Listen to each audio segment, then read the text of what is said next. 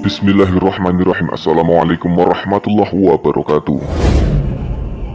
Perbedaan orang beriman dengan orang kafir, salah satunya ditandai dengan keimanannya akan kehidupan setelah jasad mati.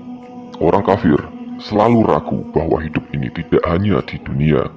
Orang beriman seharusnya memantapkan keyakinannya bahwa masih ada kehidupan lain setelah jasad mati.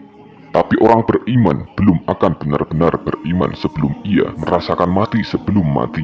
Sebab itu, untuk menguatkan keimanannya, orang-orang sufi, para waliullah, dan para nabi-nabi melakukan berbagai amalan yang berbeda-beda menjemput kematiannya. Salah satunya Sunan Kalijaga melakukan berbagai macam tapa berata, dari tidak makan, tidak minum, tidak menggerakkan tubuh selama beberapa waktu, seperti orang yang telah mati, dan lelaku tapa pendem atau dikubur hidup-hidup untuk mencapai mati sebelum mati.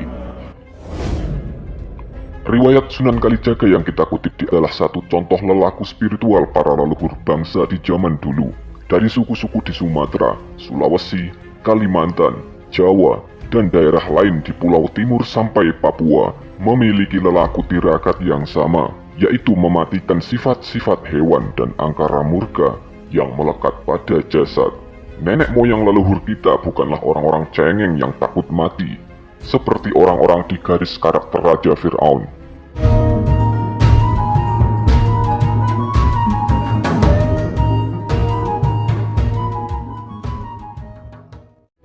Tapi di zaman akhir ini, pasti kita akan kesulitan meneruskan lelaku tirakat para leluhur kita, sebab zaman sekarang yang sangat berbeda keadaannya dengan zaman dulu.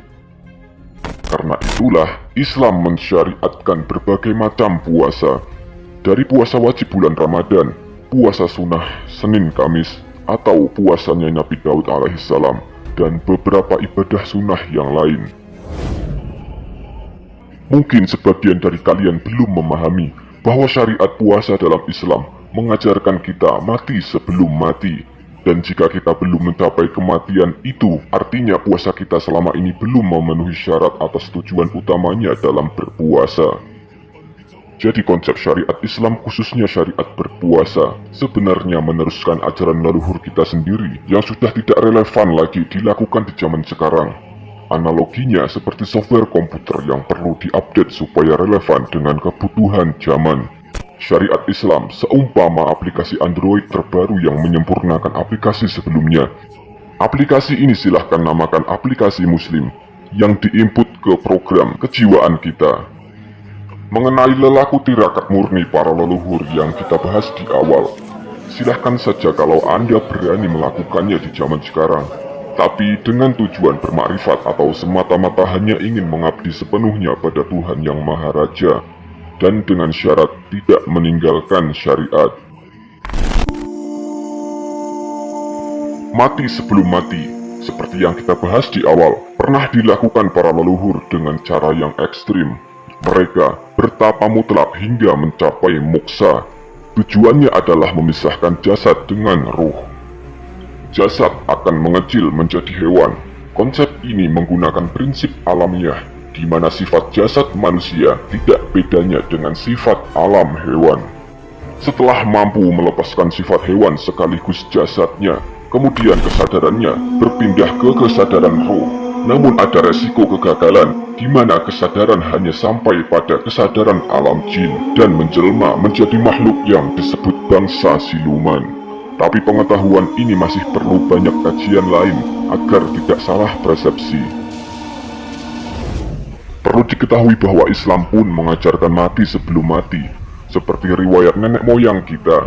Bedanya, dalam Islam tidak diperbolehkan umatnya mematikan pula jasadnya sebelum waktunya jasad mati secara alami, atau tidak boleh moksa total, karena moksa total sama saja tidak patuh dengan perintah Allah agar manusia tetap menjalankan sunatullahnya, menikah, makan dan minum, bekerja dan sebagainya.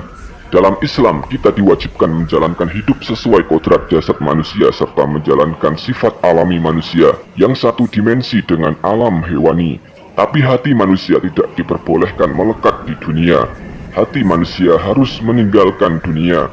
Jadi sederhananya, Mati di dalam hidup adalah hati yang jauh dari ikatan duniawi, atau hati yang meninggalkan dunia, atau matinya hati terhadap dunia.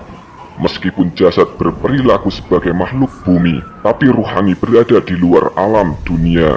Kita pernah memberikan kalimat khusus untuk bab ini pada istilah buah huldi boleh dimakan tapi jangan didekati. Karena jasad yang memakan buah huldi tidak mengartikan rohani pasti mendekatinya. Meskipun jasad berperan sebagai manusia murni, tapi hati telah meninggalkan dunia. Para nabi dan para wali pasti telah mencapai derajat ini, di mana hati mereka telah meninggalkan dunia walaupun jasad mereka masih hidup. Pencapaian derajat kematian hati pada dunia mampu memberikan pengalaman hidup di alam kubur, di mana hukum alam kubur masih terikat pada alam dunia. Hukum ikatan alam kubur dan alam dunia inilah yang menjadi alat lintas dua alam. Sebagai contoh adalah Nabi Khidir yang mampu melintasi hukum ini, dan Nabi Muhammad SAW dalam perjalanan Isra Mi'raj yang juga menggunakan hukum koneksi lintas alam, di mana beliau mampu melihat neraka dan berada di surga, bertemu para nabi-nabi yang lebih dulu dari beliau. Bahkan beliau sampai lapisan alam tertinggi, yaitu Sidratul Muntaha. Manusia biasa seperti kita pun mampu terkoneksi lintas alam apabila hati telah bersih dari ikatan duniawi. Koneksi lintas alam ini menggunakan media ilmu rasa di mana perasaan akan memanifestasikan keadaan alam lain. Paling mudah adalah merasakan salah seorang keluarga yang telah mati, karena perasaan cinta keduanya tetap terhubung walaupun berada di dunia yang berbeda. Kira-kira begitulah ilmu rasa pada amalan mati sebelum mati atau mati di dalam hidup. Wallahu a'lam bishawab. Wassalamualaikum warahmatullahi wabarakatuh.